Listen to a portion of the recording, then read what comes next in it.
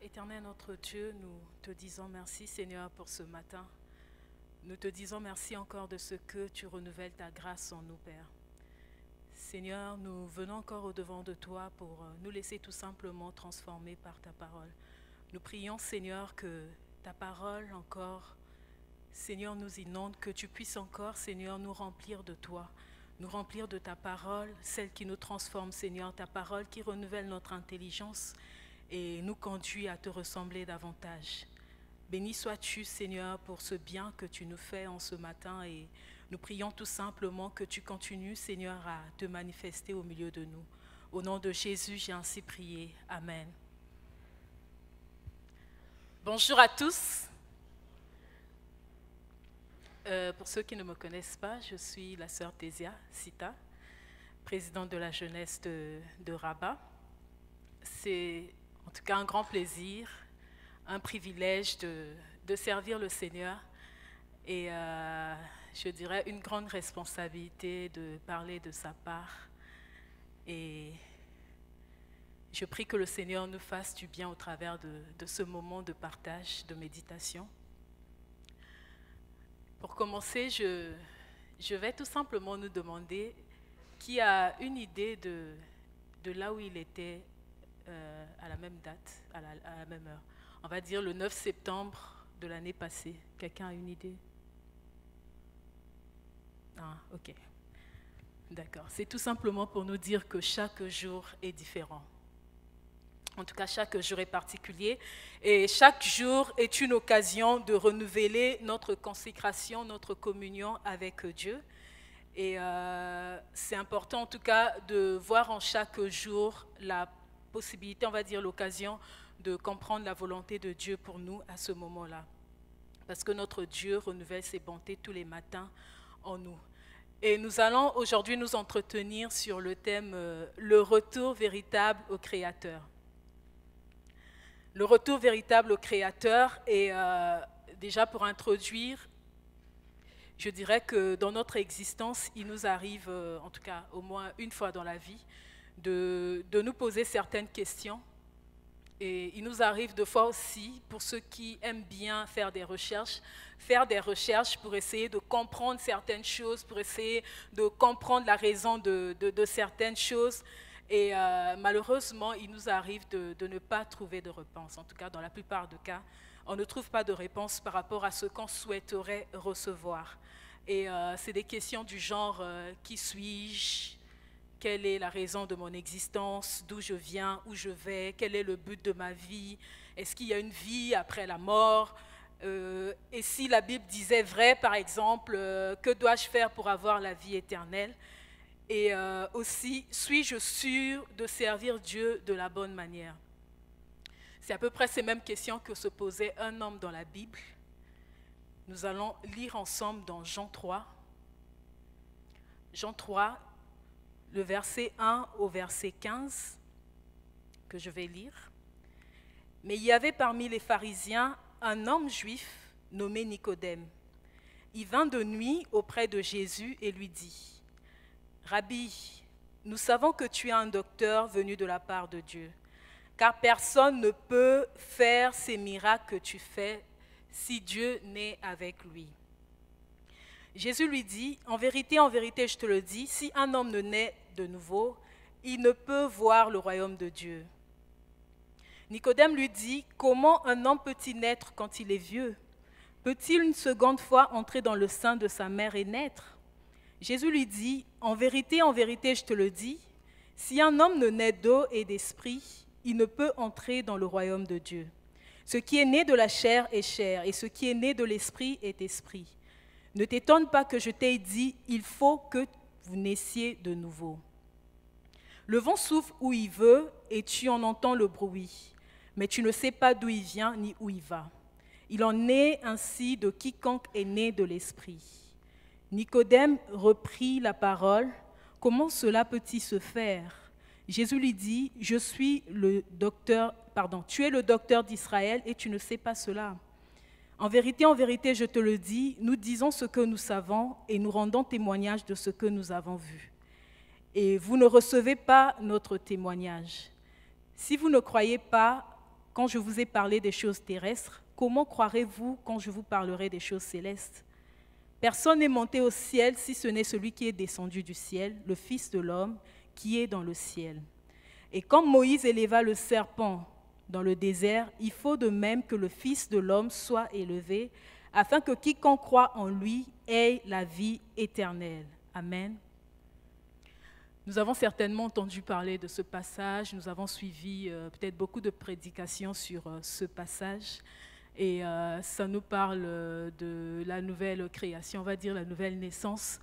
Et aujourd'hui encore, le Seigneur nous adresse un message à travers ce passage. Et comme j'ai dit, chaque jour est particulier, chaque jour, le Seigneur renouvelle sa grâce. Et donc, disposons-nous tout simplement à recevoir ce que le Seigneur a à nous communiquer en ce matin. Et donc, avant de commencer, je vais tout simplement définir quelques mots que nous connaissons, tels que créateur. Le créateur, en hébreu, qui tire son origine de bara, qui veut dire tout simplement une puissance qui crée, donc qui tire du néant. Et on peut le voir dans Genèse 1, la parole nous dit qu'au commencement, Dieu créa le ciel et la terre était informe et vide. Donc c'était vraiment le chaos. Et de ce néant, le Seigneur a créé tout ce qui existe actuellement, maintenant. Et la deuxième définition, c'est créature. Donc c'est tout simplement un être qui a été créé, tiré du néant. Et pour la troisième définition, qui est la nouvelle naissance, nous allons, dans le développement du texte, voir ce que c'est qu'une nouvelle naissance. Donc nous allons remarquer que ce qui reviendra, c'est créateur, créature, nouvelle naissance. Et donc là, déjà, par rapport au texte que nous avons lu, la Bible nous raconte l'histoire d'un homme religieux, un chef des Juifs nommé Nicodème. Et ce récit est relaté spécialement dans l'évangile de Jean. Et ça présente, en tout cas, toujours Jésus comme la parole. Et aussi, c'est au début du ministère public de Jésus. En regardant le parcours de Nicodème et ce qu'il dit à Jésus, quand il dit que nous reconnaissons, nous savons que tu es docteur venu de la part de Dieu et personne ne peut faire des miracles que tu fais si Dieu n'est avec lui. En regardant tout ce qu'il dit, nous pouvons en tout cas nous dire qu'on n'a rien à lui reprocher, tout est nickel. En tout cas, c'est quelqu'un qui vit parfaitement bien. Et c'est sûr qu'aux yeux de ses contemporains aussi, il était quelqu'un de bien, quelqu'un d'irréprochable. Et cet homme vint de nuit auprès de Jésus pour exprimer son respect. Donc déjà, il ne vient pas la journée, il vient la nuit. Bon, on ne va pas aller dans ça. Mais il vient exprimer son respect et il reconnaît que Jésus est le maître et qu'il est le docteur venu de la part de Dieu. Et il fait toute la louange qu'il a eu à faire. Jésus guérit les malades et tout. Et à travers, en tout cas, tout ce qu'il disait, on peut voir en tout cas une expression d'une âme assoiffée de découvrir. Mais il ne le dit pas ouvertement. Et là encore, nous pouvons réaliser que Dieu a mis dans la pensée de l'homme, Dieu a mis dans l'homme la pensée de l'éternité. En tout cas, pour lui, tout était parfait, il vivait bien, il était irréprochable aux yeux du monde. Mais en lui, il y avait quelque chose qui n'allait pas. Il vient, il fait toutes ces éloges-là, et le Seigneur lui dit, le Seigneur répond en disant, en vérité, je te le dis, si un homme ne naît de nouveau, il ne peut voir le royaume de Dieu. Est-ce qu'il a demandé de voir le royaume de Dieu? Non. Mais à travers cette louange, le Seigneur justement a reconnu qu'il avait le désir justement de connaître davantage. Et ce désir-là justement, c'est ce qui fait que, à travers cette louange, le Seigneur lui répond. Et ce qui est bien avec notre Dieu, c'est qu'il voit au-delà du besoin que nous pouvons avoir. Là, il n'y avait même pas un besoin réel, mais il nous arrive de fois d'avoir des besoins qu'on trouve en tout cas, on peut avoir un besoin. Et le Seigneur nous donne ce dont nous avons véritablement besoin, pas ce dont nous avons réellement besoin. Je ne sais pas si vous voyez un peu la nuance. Là, il avait peut-être besoin de découvrir, il avait besoin tout simplement de discuter avec Jésus, mais au-delà de ce besoin, le Seigneur a vu le vrai besoin, celui qui est de connaître son état intérieur. Et le Seigneur, à travers cette rencontre, va encore lui révéler ce qu'il était intérieurement. Au dehors, il était un maître de la loi, quelqu'un qui connaissait parfaitement la loi, qui maîtrisait les choses, qui maîtrisait les écrits. Mais à l'intérieur de lui, c'était quelqu'un qui n'était pas né de nouveau. Et Jésus, au verset 10, il dit, mais comment un docteur de la loi que tu es, tu ne connais pas ces choses? Il était docteur de la loi au vu de tous, mais à l'intérieur de lui, il ne connaissait pas la base même déjà de cette relation avec Dieu. Et le Seigneur, bon qu'il est, il a pu réaliser cela. Il a pu justement l'aider sans pour autant même qu'il ne le demande. Et aussi, nous voyons un autre point, c'est que c'est intéressant toujours de se rapprocher de Dieu parce qu'il nous montre, comme je le disais tout à l'heure, ce que nous sommes véritablement et il nous révèle notre condition et il nous emmène à une autre dimension de sa connaissance. Donc là, il ne pouvait pas savoir qu'il n'était même pas né de nouveau, qu'il ne connaissait même pas cette base d'être en relation avec Dieu. Il est resté sur les écrits de l'Ancien Testament alors que la grâce était déjà disponible. Et aujourd'hui, encore, beaucoup se focalisent, on va se dire, on le voit autour de nous, il y a des personnes qui se focalisent sur leur intelligence, sur les biens matériels, la nature, pour essayer de comprendre l'existence de Dieu.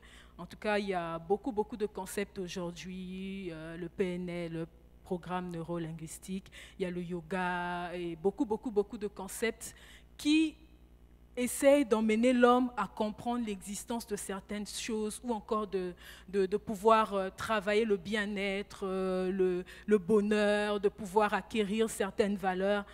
Et toutes ces personnes qui pratiquent cela, en tout cas leur satisfaction, ce qu'on a pu remarquer, c'est que c'est vraiment momentané. Et à un moment donné, vraiment, il y a cette question-là qui revient, mais qui suis-je? Est-ce qu'il y a une vie après la mort? Et aujourd'hui encore, le Seigneur aimerait nous parler de la nouvelle naissance. J'avais prévu parler d'autres choses, en tout cas que je préparais depuis quelques semaines. Et c'est hier que tout a changé. En tout cas, je n'arrivais plus à continuer. Vraiment, je ne recevais plus rien. Et j'avais comme une sécheresse dans mon intelligence.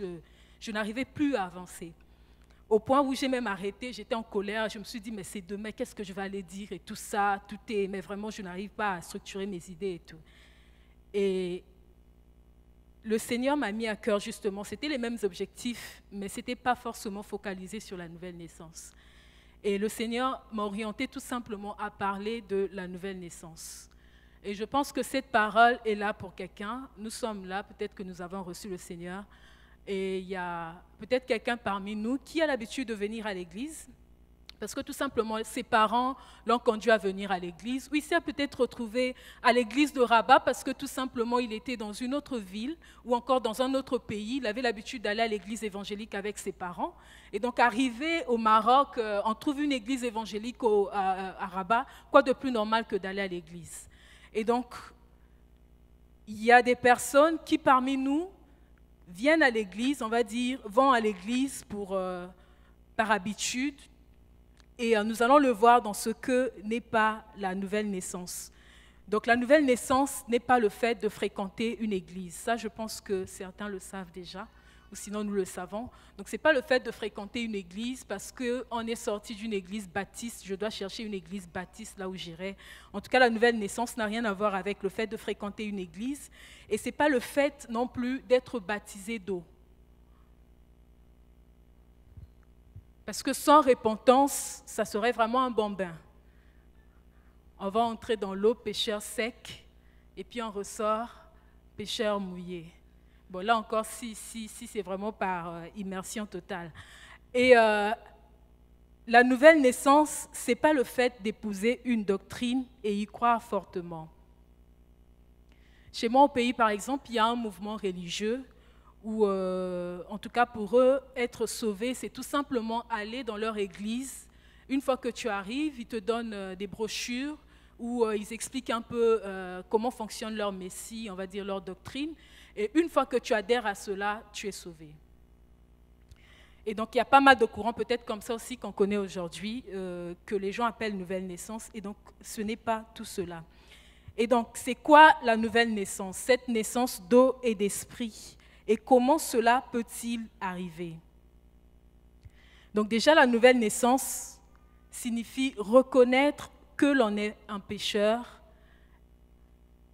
C'est se repentir de ses péchés et inviter Jésus à entrer dans notre cœur en tant que sauveur.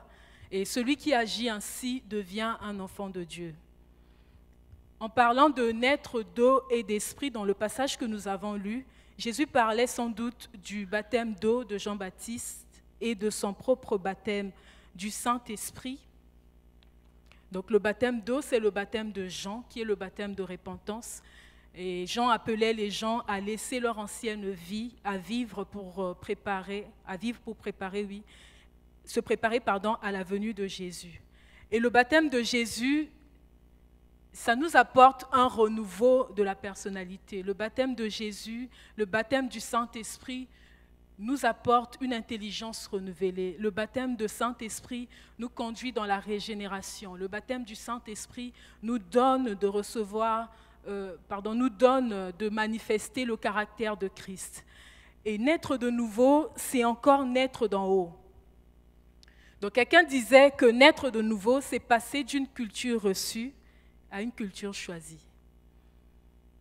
En tout cas, on a nos traditions et en tout cas, je pense qu'on est mieux placé pour définir le salut chez nous. On a des familles où c'est vraiment le grand du village qui est considéré comme le sage, le sauveur du village et tout. Et donc, naître de nouveau, c'est passer de toutes ces cultures-là reçues à une culture choisie. Et cette culture qu'on choisit, c'est la culture céleste, c'est la culture du royaume de Dieu. C'est la culture que Dieu nous donne en l'acceptant. Et cette culture, c'est ce qui nous donne justement de, par la suite, marcher par l'Esprit. Et donc, c'est de passer de la foi que nous avons reçue de nos parents à un choix personnel de suivre Jésus et de marcher dans son royaume, de marcher pour sa gloire. Et ceux qui deviennent des créatures nouvelles en Jésus produisent le fruit de l'Esprit. Donc nous savons que c'est la joie, la paix, la patience. Nous allons le retrouver dans Galates 5. Et la nouvelle naissance, c'est aussi la régénération. Donc c'est le fait d'être recréé, c'est le fait de régénérer. Et par là, je veux dire que être né de nouveau, ce n'est pas être un Adam dans un état amélioré. Donc ce n'est pas un Adam qu'on a eu à remodeler d'une certaine manière et puis on se dit que c'est la nouvelle naissance. La nouvelle naissance, c'est vraiment le fait d'être recréé. Et la régénération, c'est le renouvellement, c'est la récréation. Donc la création, c'est créer ce qui n'a jamais existé. Quand le péché est entré dans le monde, notre nature a été souillée et nous sommes tombés plus bas. Et le Christ est venu justement pour nous rétablir dans cette position-là d'enfant de Dieu. Et donc, il vient recréer, il nous donne une nouvelle nature. Cette nature qui nous donne de revêtir encore ce corps céleste, de pouvoir encore recevoir les valeurs du royaume. Et par là, on peut dire que déjà, les désirs que nous avons auparavant sont passés parce que le Seigneur nous donne un cœur nouveau. Il recrée toutes choses. Et c'est vraiment la production d'une nouvelle vie consacrée à Dieu. C'est pourquoi nous allons voir certaines personnes, la personne est convertie aujourd'hui et puis le lendemain, la personne veut directement se mettre au service. Il a un zèle comme pas possible parce que tout simplement sa conversion a été tellement radicale qu'il n'a pas de temps à perdre. En même temps, il veut passer pour servir le Seigneur. Et c'est vraiment ce que produit cette nouvelle naissance-là, cette repentance véritable. Et La régénération, c'est aussi la restauration d'une chose à son état d'origine. Comme je le disais tout à l'heure, ça nous rétablit à notre position d'origine et même bien au-delà, parce que là, Adam avait reçu la nature de Dieu, il était Dieu, en tout cas, il vivait comme Dieu sur terre. Et une fois que le péché est entré dans le monde, il est tombé plus bas. Mais après, quand Jésus est venu nous rétablir, quand nous croyons en lui, nous sommes au-delà même de cette nature adamique parce qu'il nous a fait asseoir à ses côtés dans les lieux célestes. Et nous allons lire dans Tite 3, du verset 3 au verset 7, qui nous explique bien cette régénération. Tite 3, 3 à 7. Il est dit, « Car nous aussi nous étions autrefois insensés, désobéissants, égarés, asservis à toute espèce de désir et de passion, vivant dans la méchanceté et dans l'envie, odieux et nous haïssant les uns les autres. Mais lorsque la bonté de Dieu, notre Sauveur, et son amour pour les hommes ont été manifestés, il nous a sauvés, non parce que nous aurions fait des œuvres de justice, mais en vertu de sa propre miséricorde, par le bain de la régénération et le renouveau du Saint-Esprit. Il a répandu sur nous avec abondance par Jésus-Christ, notre Sauveur, afin que, justifiés par sa grâce, nous devenions héritiers dans l'espérance de la vie éternelle. Être régénéré, c'est accepter Jésus, donc déjà avoir la vie éternelle. Et dans la pratique, la nature divine est en nous et nous manifestons naturellement le caractère de Dieu. De la même manière qu'on ne peut pas demander, en tout cas apprendre à un chien d'aboyer ou à un lion de rugir, de la même manière, on ne va pas apprendre à un chrétien de manifester les caractères de Christ. Parce que tout simplement, nous recevons cette nature. Et cette nature, plus nous méditons, elle s'imprègne en nous. Et tous les désirs, nos désirs personnels, on va dire charnels, en tout cas disparaissent pour laisser place à la nature de Dieu. Et c'est ainsi que nous ressemblons à Christ. Et donc, quelqu'un qui est né de nouveau, qui a été recréé, il doit croire à ce que Dieu lui dit. Il ne se base pas sur ce qu'il sent. Nous voyons souvent des personnes qui, à un moment donné, quand ils se rendent compte qu'ils avaient, par exemple, des liens de chômage, de blocage, je ne sais pas moi, dans leur famille, ils reçoivent le Seigneur et quelque temps après, s'ils ne trouvent pas de boulot, il se dit que non, en tout cas, moi, je sens que les liens-là n'ont pas été bien brisés parce que tout simplement, je suis encore dans le chômage. Ça n'a rien à voir. Quand nous avons été recréés, le Seigneur a renouvelé toutes choses et donc il n'y a rien en fait qui résiste à ce moment-là. Tout passe parce que tout simplement, c'est la nature divine qui s'imprègne en nous. Donc du coup, tout ce qui est lien, tout ce qui est, dépôt démoniaque ou réalité spirituelle, nous ne devons plus avoir peur de cela, mais c'est à ces esprits-là d'avoir peur de nous parce que nous avons revêtu la nature divine, nous avons Dieu en nous. Et quelqu'un pouvait dire que le petit d'un lion, ce n'est pas un singe, ce n'est pas un chien. Le petit d'un lion, c'est un lionceau qui appelait à devenir un lion par la suite. Donc, il a la nature de ce lion-là en lui. Et donc, nous, quand nous recevons justement cette nature divine, nous sommes des dieux. Nous sommes des dieux. Et plus nous connaissons le Seigneur, plus nous manifestons pleinement cette nature divine.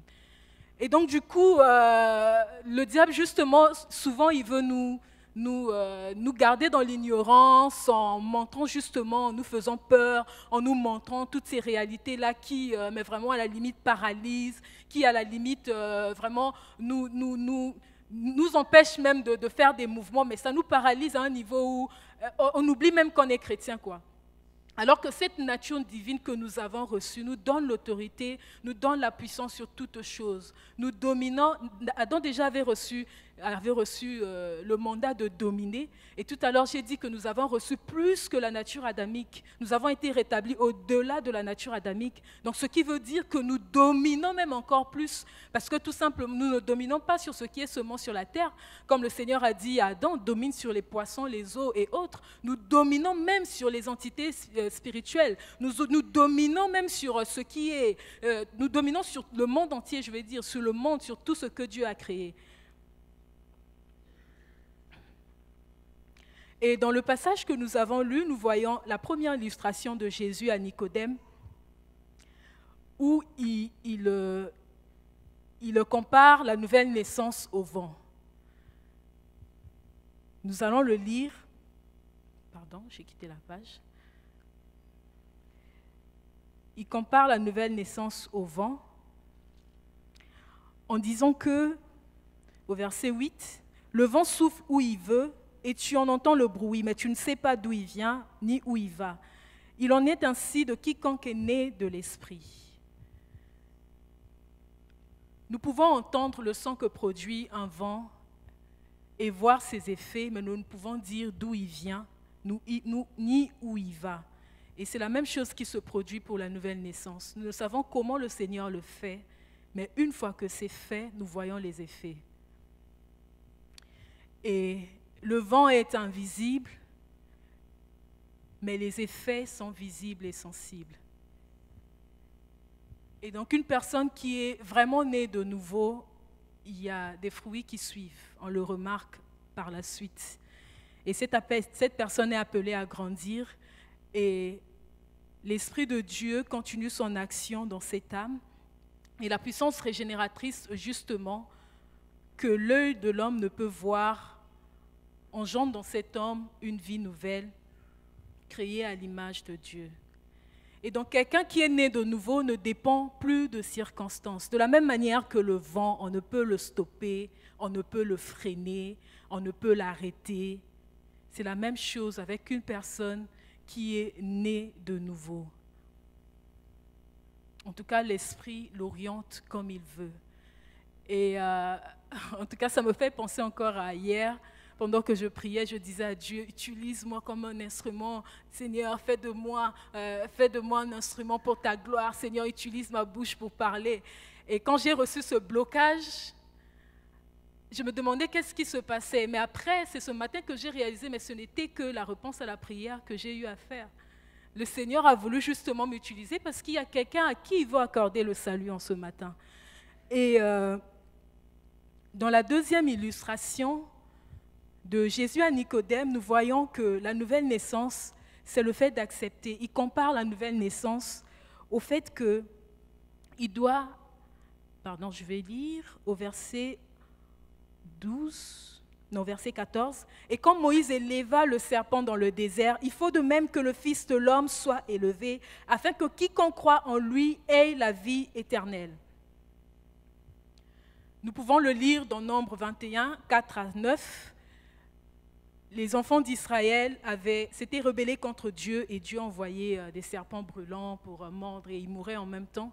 Et pour guérir justement de cela, le Seigneur a demandé à Moïse de faire un serpent en bronze qui va mettre sur une perche. Et c'est de cette façon que les Juifs ont pu échapper à la mort après avoir été mordus par ce serpent venimeux. Et donc, il leur suffisait tout simplement de regarder à ce serpent pour être guéri. Et c'était tout simplement l'image de ce qui devait arriver par la suite. La croix de Christ qui nous a donné la guérison sur nos maladies, qui nous a donné la restauration, la croix de Christ, source de notre salut. Et là, tous ceux qui étaient mordus, qui étaient destinés à mourir, quand ils regardaient à ce serpent-là perché, ils recevaient directement la vie.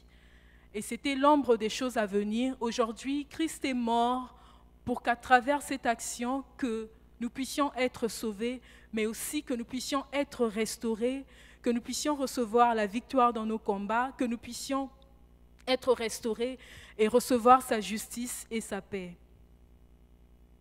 Et donc la nouvelle naissance est la décision la plus importante à prendre de notre existence.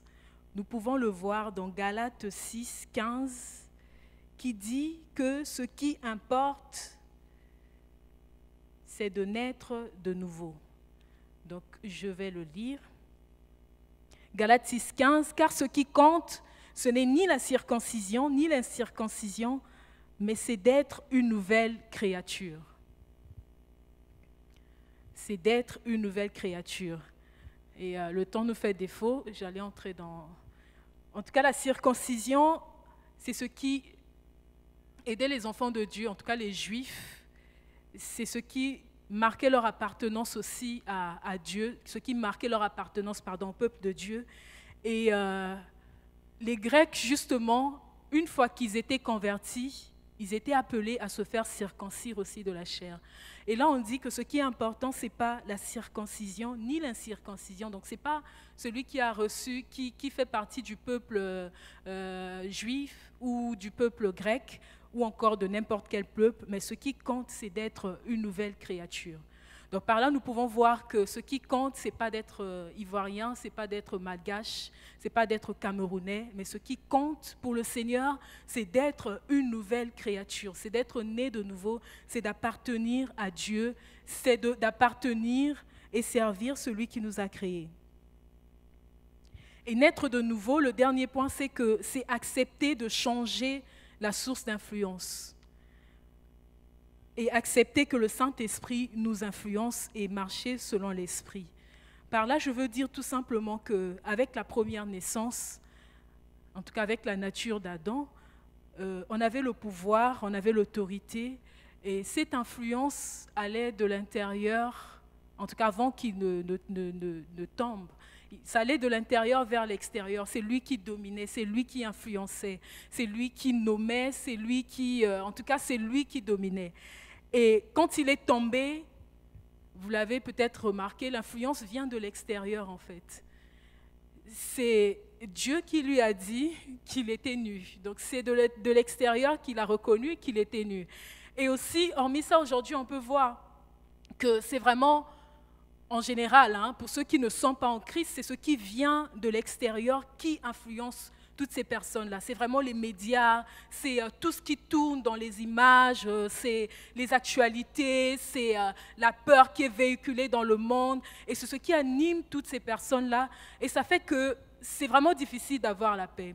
Et une fois que nous changeons justement cette source d'influence, pour accepter, quand nous acceptons le Seigneur, nous changeons cette source d'influence, nous marchons par l'Esprit, l'Esprit reprend le contrôle et c'est lui qui nous influence. Donc quand je suis face à un journal où on me dit que de l'autre côté, il y a inondation, il y a eu inondation ou il y a eu terrorisme, je n'ai pas à trembler et à perdre contrôle parce que tout simplement, il y a eu quelque chose qui s'est fait. C'est vrai que j'aurais cette peine-là en tant qu'humain de prier pour eux, mais ce n'est pas un sujet pour m'inspirer la peur. Ce n'est pas un sujet pour, en tout cas, me déstabiliser ou encore me faire perdre le contrôle.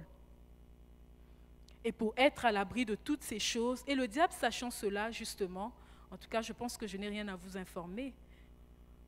Vous suivez les actualités, vous savez ce qu'on reçoit dans les actualités ces derniers temps, c'est beaucoup plus la peur en tout cas que les informations. Et étant en Christ, au lieu que ça nous emmène cette peur-là, ça nous permettra justement d'avoir compassion de toutes ces âmes qui meurent et de prier pour toutes ces âmes et prier surtout pour que ce monde soit sauvé.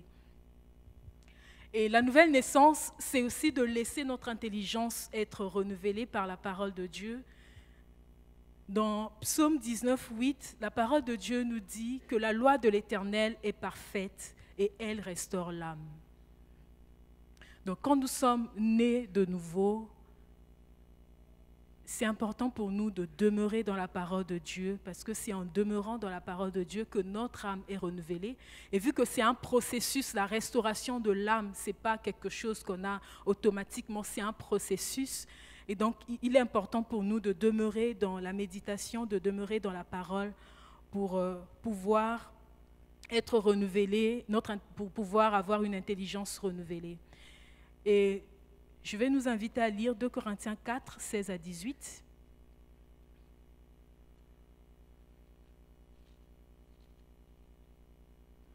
Où il est dit, « C'est pourquoi nous ne perdons pas courage, et même lorsque notre homme extérieur se détruit, notre homme intérieur se renouvelle de jour en jour.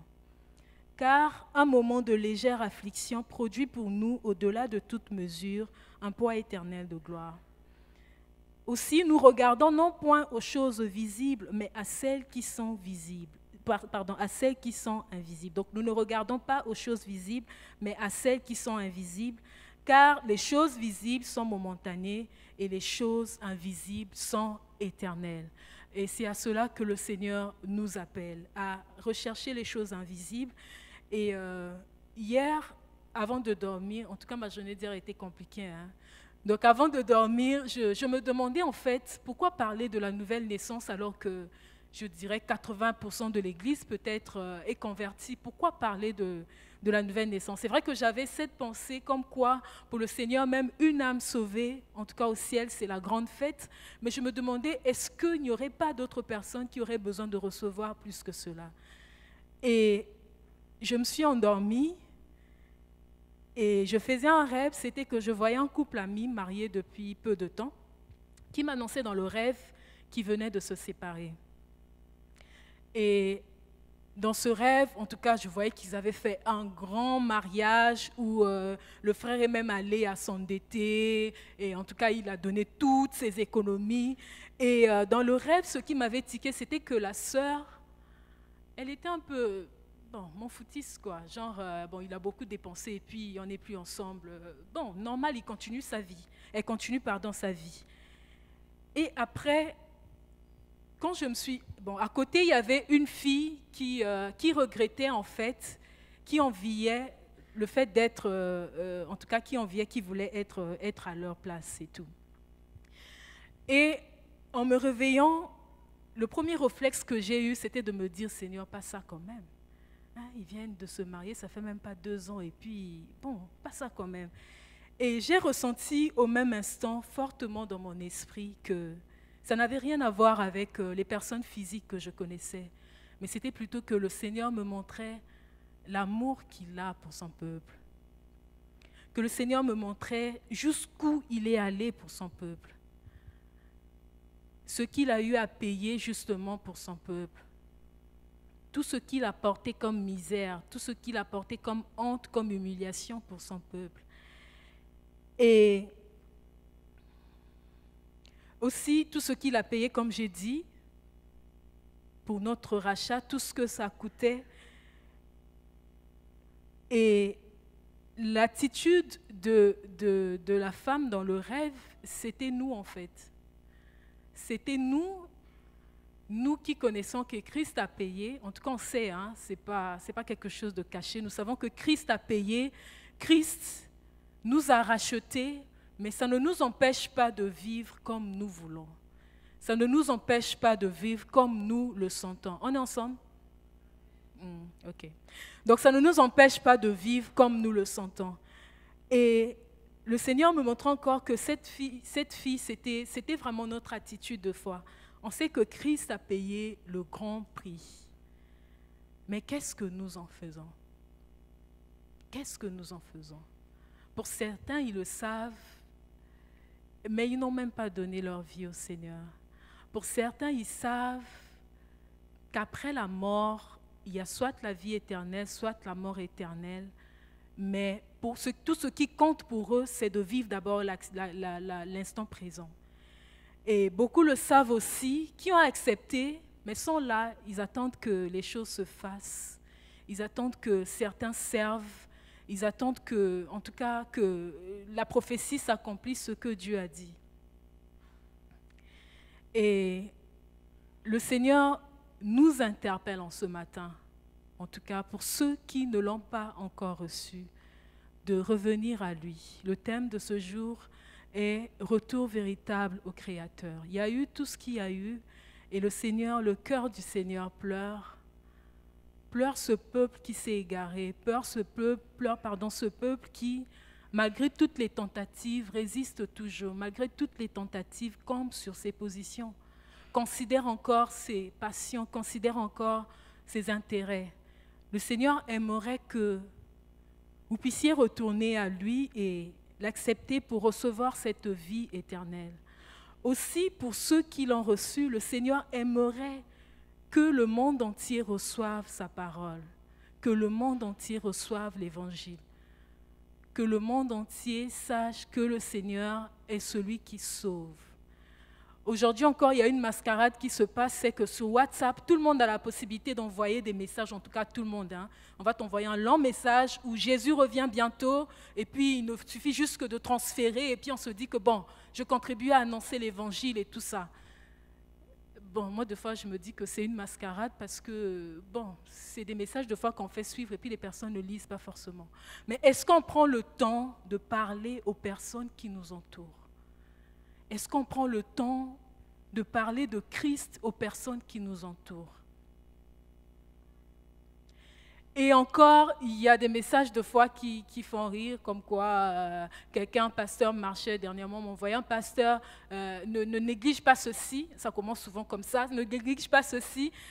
Hier, un pasteur sur sa route a rencontré un mendiant et pendant qu'il donnait, je ne sais plus si c'était le mendiant qui a ouvert la main, il était écrit « Jésus revient bientôt » ou encore c'était un papier qui lui avait remu, il était écrit « Jésus revient bientôt ». Bon, c'est vrai que ce genre de message, ça pousse à rejeter parce que lui te dit que hier soir, un pasteur a rencontré alors que le même message, on te l'a envoyé il y a 2 semaines. Donc ça fait que bon, tu te demandes, bon, c'est un message qu'on a envoyé ou pas. Mais la vérité est que Jésus revient bientôt. Ça reste une vérité. Et il nous arrive de fois de dire que Jésus tarde. Est-ce qu'il arrivera toujours? Est-ce que son retour, c'est toujours pour maintenant? Oui, Jésus revient bientôt. C'est tout simplement que nous, dans notre conception humaine, nous regardons au temps. Alors que Dieu ne regarde pas au temps. Dieu regarde au salut de l'homme. Dieu regarde à la valeur qu'il a pour chaque âme qu'il a eu à créer.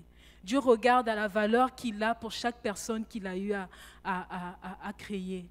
Et donc Dieu ne regarde pas au temps qui passe. Nous nous sommes focalisés sur le temps, en tout cas on l'a dit il y a 2000 ans. Et sinon la Bible raconte il y a tant d'années, ou encore les pasteurs ont commencé à dire ça depuis tant d'années. Depuis que je suis né, j'ai même entendu des personnes dire, depuis que je suis né, c'est la même chose que j'entends. Et laissez-nous un peu avec vos comment on appelle ça? Laissez-nous un peu avec vos informations qui tournent là et tout ça. Mais c'est une réalité. Pourquoi ça tarde? Parce que tout simplement, Dieu aimerait qu'aucun homme ne périsse. Qu'aucun homme ne périsse. Aucun.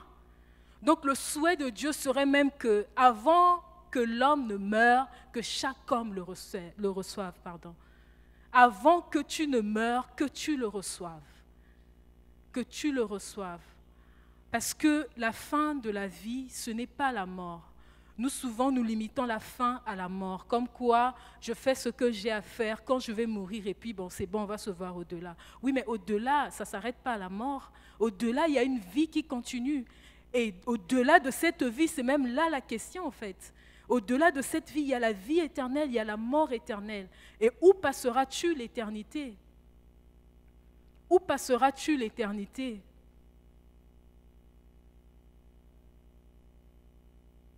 Et nous, souvent nous voyons, en tout cas on peut dire que souvent on se dit que je suis poussière, je retournerai à la poussière, c'est ce qu'on a l'habitude de dire. Mais la volonté de Dieu est qu'on ne retourne pas à la poussière. Qu'on ne retourne pas à la poussière, mais qu'on retourne à lui. Que nous puissions vivre éternellement avec lui. Voilà la volonté de Dieu pour nous. Voilà la raison pour laquelle le Seigneur nous a créés. Il ne nous a pas créés pour vivre sur cette terre de manière glorieuse, de vivre sur cette terre en découvrant tout ce que nous sommes, en découvrant jusqu'où peut aller l'homme, ou encore en faisant toutes sortes de découvertes. Ce n'est pas la raison principale pour laquelle Dieu nous a créés. Dieu nous a créés tout simplement pour refléter sa gloire. Dieu nous a créés pour vivre son royaume ici-bas. Et Dieu nous a créés pour qu'à la fin de notre vie, une fois que nous aurons accompli notre mission, que nous puissions retourner vers lui en paix pour vivre avec lui éternellement. Et est-ce que tu es prêt à vivre avec lui éternellement? Certaines personnes ne connaissent même pas leur position. Est-ce qu'ils ont accepté Jésus? Certains se sont retrouvés à l'église comme ça. Mes parents ont eu l'habitude de m'emmener à l'église et on fait ainsi depuis beaucoup d'années. Donc du coup, c'est devenu une habitude. Non, la vie chrétienne, ce n'est pas une habitude. La nouvelle naissance, c'est un engagement, c'est une décision qu'on prend de suivre Dieu. Ce n'est pas une communication de foi qui vient des parents et puis ça se transmet. C'est une décision personnelle. Et donc chaque personne devant Dieu a la responsabilité de choisir de naître de nouveau. C'est pourquoi Jésus dit à Nicodème, il faut que vous naissiez de nouveau. Il faut que vous naissiez de nouveau. C'est un impératif. Il faut que vous naissiez de nouveau. Et imaginez-vous, pour ceux qui sont à l'église, on travaille, et après, à un moment donné, à la fin, tu te rends compte que tu n'étais pas né de nouveau, tu venais à l'église par habitude, tu servais par envie. Ça serait vraiment triste. Et aujourd'hui encore, le Seigneur nous lance l'appel de revenir à lui, de rétablir cette communion avec lui, de revenir sur ses pas,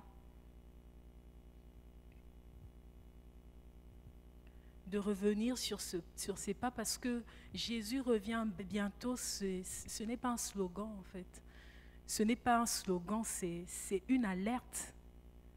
C'est une alerte qui nous prépare à la rencontre de Dieu. C'est une alerte qui doit nous préparer, qui doit nous booster pour rencontrer Dieu. Et nous qui sommes sauvés, c'est une alerte pour nous de ne laisser personne inconverti. Et donc la question que le Seigneur nous demande aujourd'hui, qu'est-ce qu'on fait de notre foi? Est-ce qu'on se dit que c'est une tâche des évangélistes? Il suffit juste de faire un tour ici dans la semaine, le jeudi, pour voir il y a combien de personnes à la commission de témoignage. Tout ce qui est évangélisation, en tout cas en général, les gens n'aiment pas. Parce que, il faut aller rencontrer les gens, tout le monde a ses humeurs et tout ça. En tout cas, moi, aller parler et tout ça, c'est pas trop mon truc. Mais le Seigneur nous dit, allez, faites de toutes les nations les disciples. Est-ce qu'avec ce passage-là, il a dit, évangélistes que vous êtes, je vous bénis. Allez, faites de toutes les nations les disciples. Non, ce n'est pas précisé.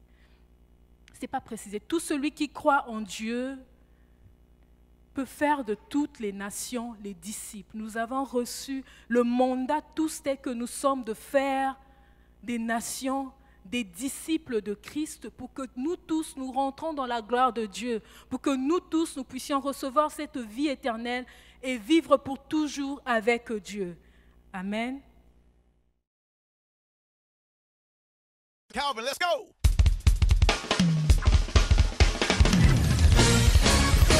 Woo! Yeah. This song right here.